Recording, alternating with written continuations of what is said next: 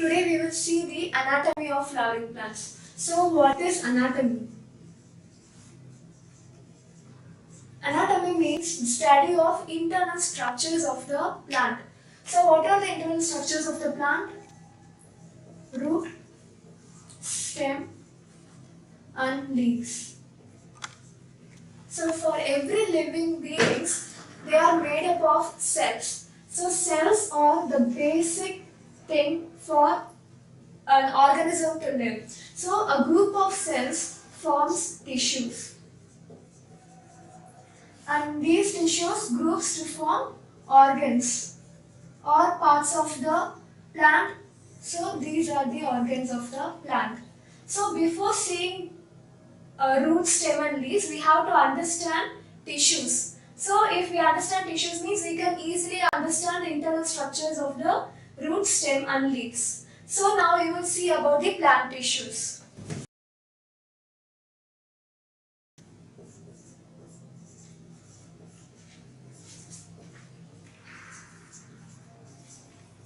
There are two types of plant tissues.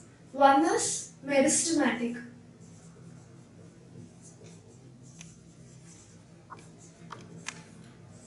Another one is permanent. So by the name meristematic means dividing.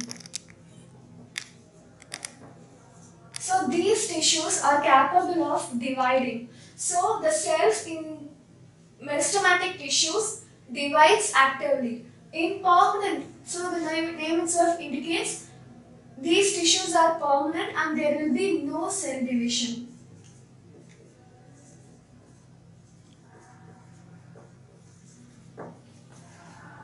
Now we will see the both tissues in detail.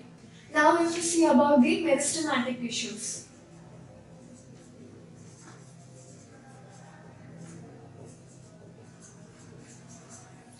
As I told, these tissues can divide and form new cells. Now we will see the characteristics of this tissue.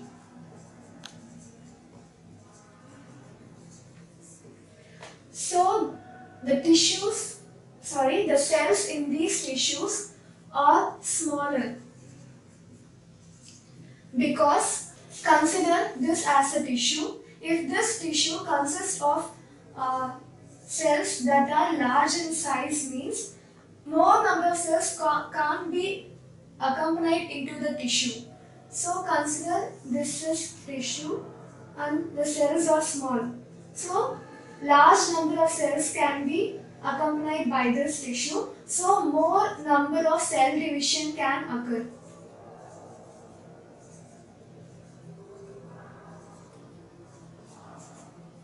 And there should not be any intercellular space. Intercellular space means the space between these two cells. So without intercellular space, again the number of cells will be increased.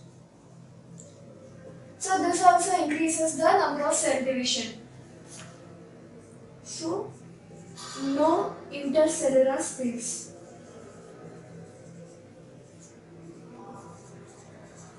Next one is they contain dense cytoplasm. So what will be present in the cytoplasm of a cell? Number of cell organelles. So if there are more number of cell organelles means the respiration will be higher and the cell division also actively takes place.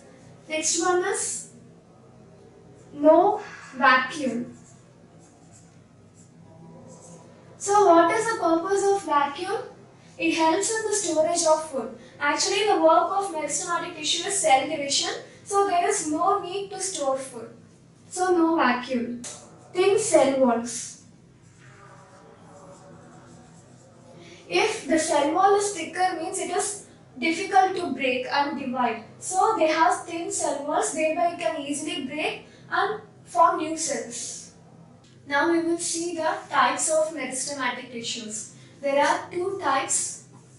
One is primary meristematic tissue and the other one is secondary meristematic tissue. Primary meristematic tissues are formed in early life of plants and it forms the primary parts of the body. Secondary meristematic tissue forms later in life or after maturity of the plants. Based on the regions that they present, meristematic tissues are divided into apical meristematic tissue, intercalary meristematic tissue and lateral meristematic tissue. The name itself indicates apical means apex. So apex indicates the tip. So apical meristematic tissue found in the tip of the root and stem. So consider this as a plant and this is the stem. So at the tip of the stem and at the tip of the roots.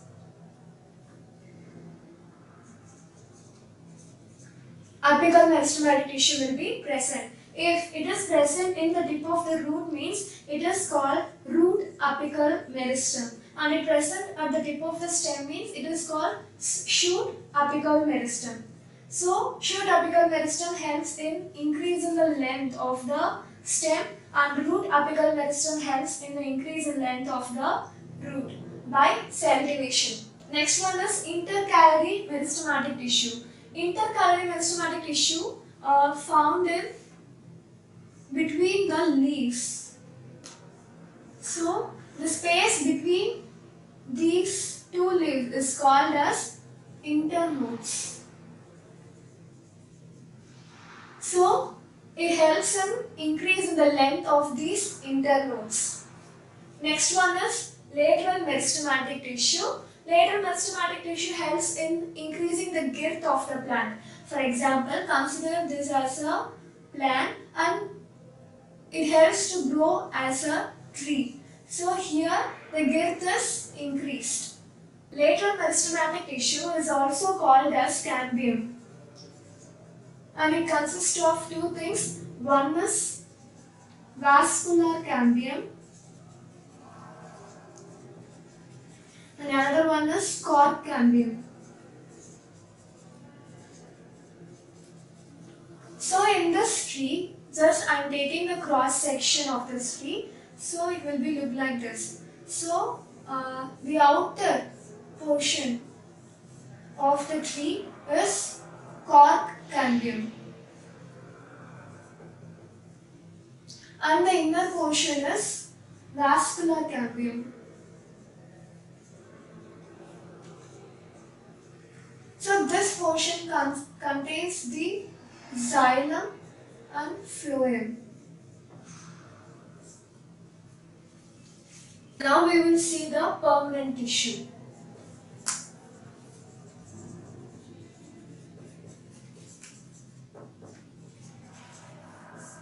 As the name indicates, permanent, these cells do not divide and they have permanent shape,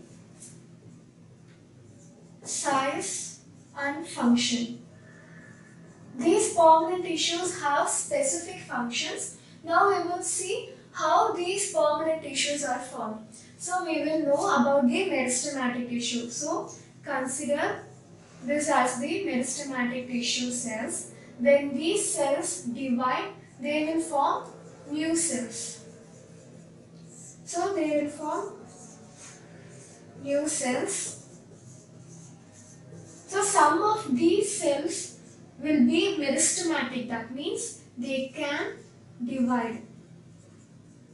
And some other cells cannot divide, they will lose the ability to obtain cell division. So these cells will be specialized and these cells are called permanent tissue. Or these cells will be grouped to form a tissue that is called permanent tissue. So the process by which the meristematic tissue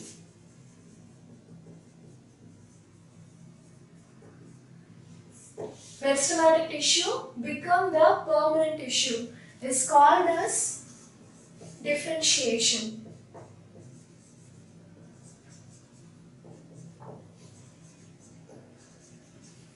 Permanent tissues are also divided into two. They are simple permanent tissue and the complex permanent tissue. Again, simple is divided into four groups. They are parenchyma, collenchyma. Next one is sclerenchyma, and last one is epidermis. Complex permanent tissue is divided into two. One is xylem and the another one is phloem. Now we will see about the simple permanent tissue in detail.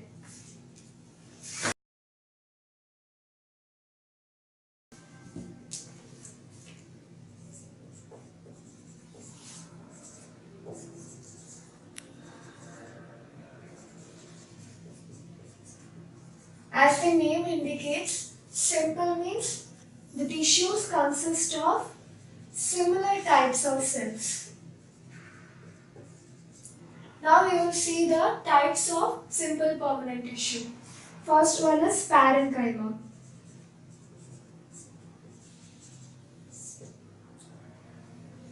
Now we will see about the parenchyma.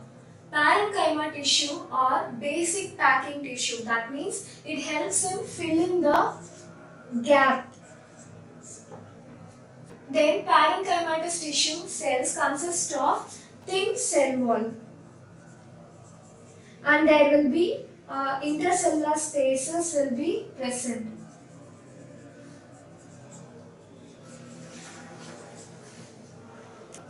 And these are unspecialized cells. That means they do not have any specific function. They can carry out various functions and each parenchyma cells will be different in shapes. Now we will see the functions of parenchyma cells. The major function is storage and support. It helps in storage of food, water and nutrients. And it gives support for the tissues. Now we will see the types of parenchyma. There are two types of parenchyma.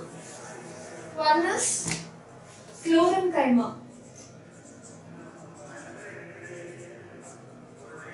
Chlorenchyma means parenchyma with chlorophyll. So it will be present in leaves. So the name this indicates chlorophyll. So it helps in photosynthesis. Next one is aerenchyma. So this one indicates air. So it majorly present in the aquatic plants and it helps in floating.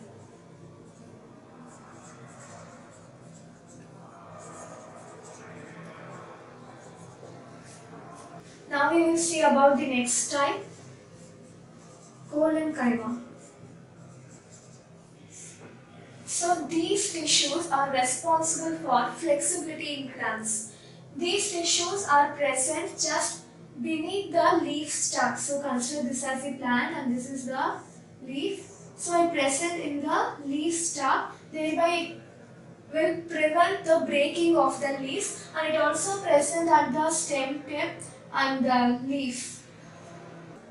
These are elongated living cells. That means all the cellular process will take place inside these cells, and these are elongated cells, and the corners will be irregularly thickened, and the cell wall is made up of cellulose, hemicellulose and pectin. So this type of cell helps in windy times because with the help of these cells, the leaves or stem will bend or it will be flexible, thereby it won't break.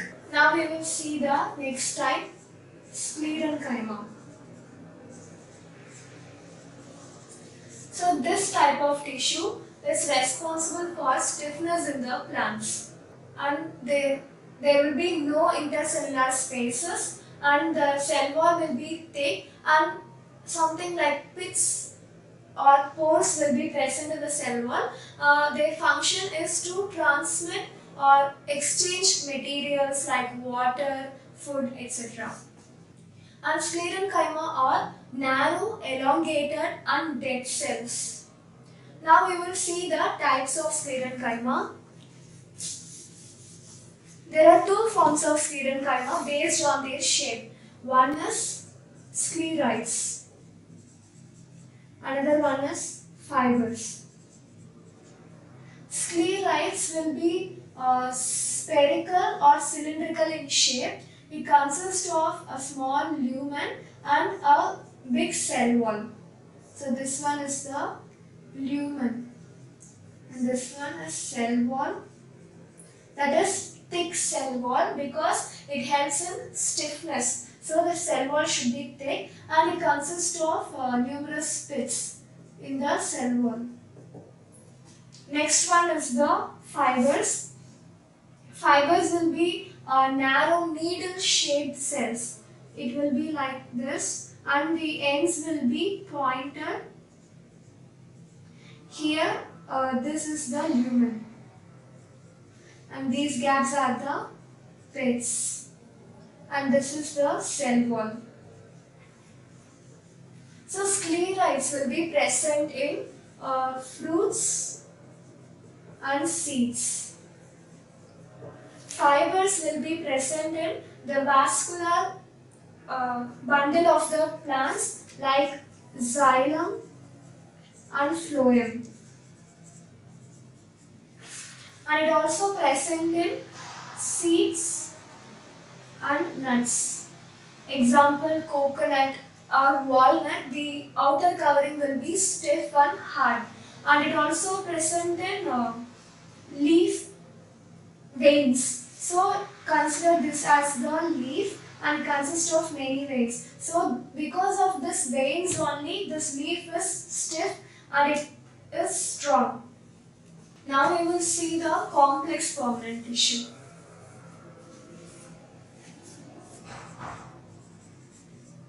In complex permanent tissue, the tissue will be consist of many different types of cells, and all these cells should coordinate to conduct or to carry out a common function. So complex permanent tissue consists of two things, namely xylem and phloem. These together called vascular bundles. So the term vascular indicates these are the conducting parts of the plant. So it will conduct food, water and nutrients. Now we will see the xylem and phloem in detail. Now we will see about the xylem.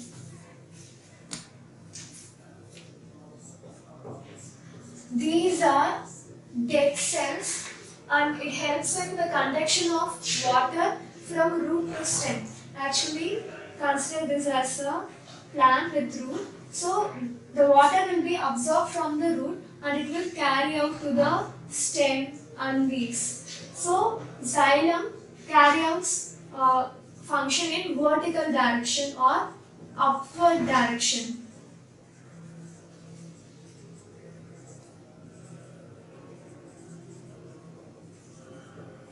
Xylem is made up of many elements and these elements will together form the function of conducting water upward. Now we will see the elements of xylem. Xylem consists of four elements, namely tracheids, vessels, xylem parenchyma and xylem fibers. Now we will see each elements in detail. First one is tracheids.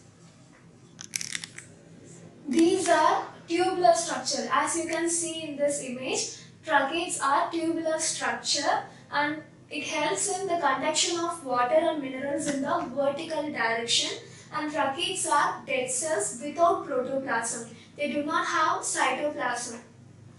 The next one is vessels. As you can see in this image, vessels are also tubular structure, but they have tapering ends and they have many vessel structures, and in vessels there are many perforations will be there, so thereby the vessel members are interconnected, and these are also dead cells. And the next one is xylem parenchyma.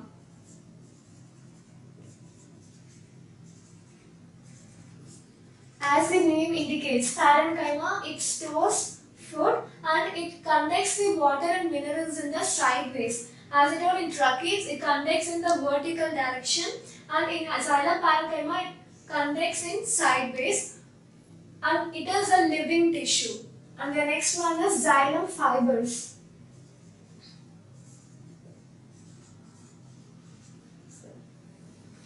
These xylem fibers helps in supporting the plant.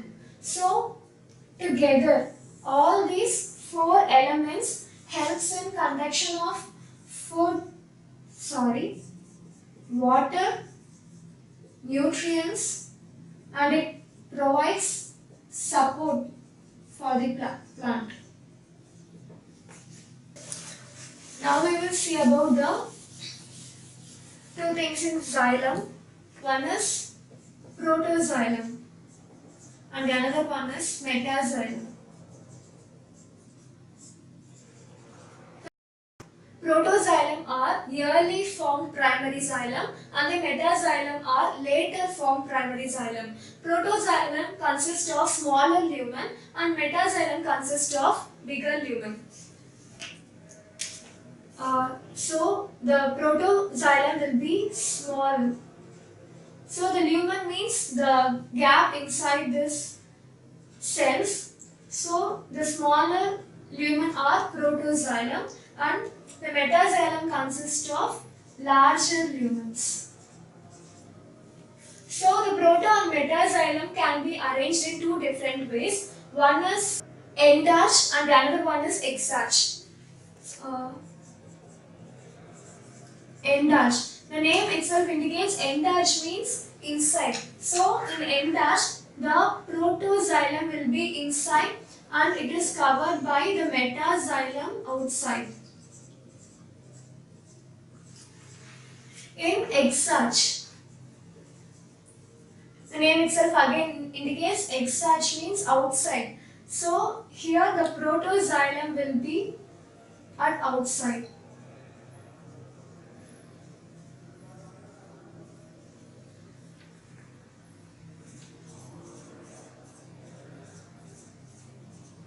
So this type of arrangement, that is end-arch arrangement, will be present in stem. And X-arch arrangement will be present in root. Now we will see about the phloem.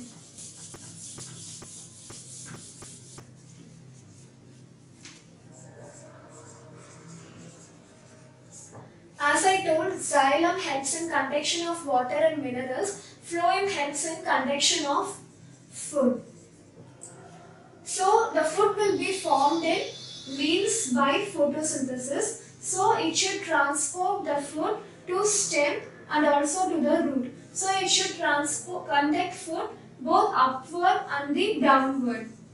So it conducts food in all directions, and it consists of many elements like in xylem. So the elements are seed tubes, companion cells, and phloem parenchyma and phloem fibers. In these four elements, phloem parenchyma are the only living cells. Now we will see the elements of phloem in detail. The first one is seed tubes. As you can see in that image, the seed tubes are tubular structures and it consists of many perforations that helps in communication between cells.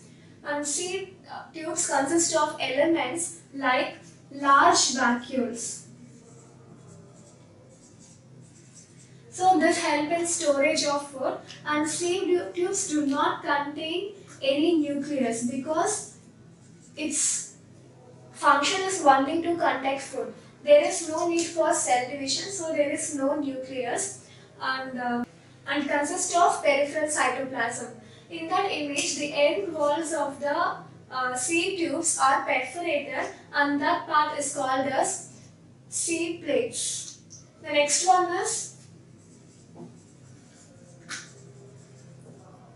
companion cells. As the name indicates, it accompanies with the seed tubes and it helps the seed tubes. It regulates the metabolic activities of the seed tubes, and its exact function is to maintain the pressure gradient in that cells. These companion cells are also accompanied with other cells, but in gymnosperms, instead of companion cells, there will be cells called albuminous cells. That cells will be accompanying only to the seed tubes. The next one is phloem parenchyma.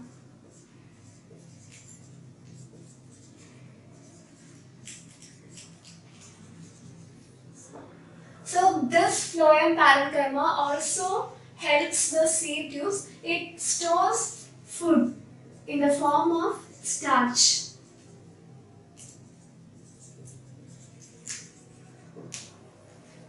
And this is the living cell in that phloem. And the next one is phloem fibers.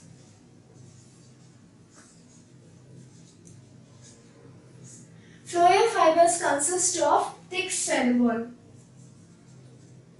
Thereby it gives mechanical strength or support to the phloem. In phloem there are protophlloem and metaphlloem. In protophlloem are the first formed primary phloem, and the metaphlloem are the later formed primary phloem. In protophlloem, the seed tubes will be narrow, and in metaphlloem, the seed tubes will be bigger. So consider this as the branch of the tree. I am going to take this cross section. So the cross section is going to look like this, and the xylem will be inside, and the phloem will be at the periphery. So the plant tissues are completed. Thank you for watching. Visit us at needbook.in.